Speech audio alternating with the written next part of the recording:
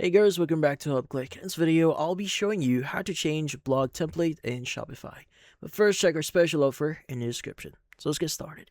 So if you want to change the blog template that you're currently using on Shopify here, well, the first thing that you want to do is you want to head over to your online store and you want to go and click on the option here for Edit Theme.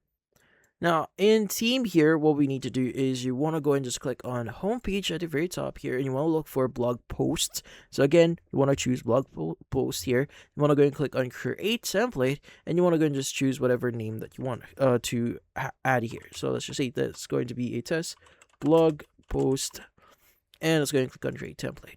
Now, by the way, you can also choose whatever it's going to be based on. So depending on what you choose in here, so as you can see, we have by default the default blog post here. And since we create a new test blog post template, you could also select that. So it's going to just base the design on that. So it's a required thing. So you can go and choose whatever you have right now. But once you've done that, you can go and just select it.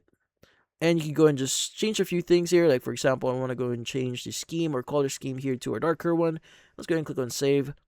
And once you've done that, you can go and go back to your online store, go to content, and you want to go to blog post.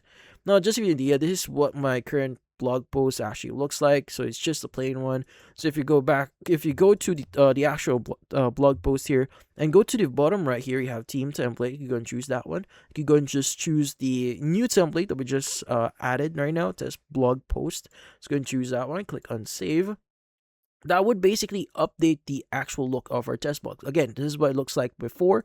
And if we reload this, that should update the actual look of our blog. Again, it might take a while for it to fully update. So you may want to reload your site again and again to see your updates.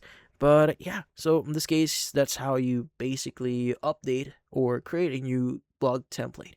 And that's about it. So if you found this video helpful, hit the like and subscribe button and watch our next video.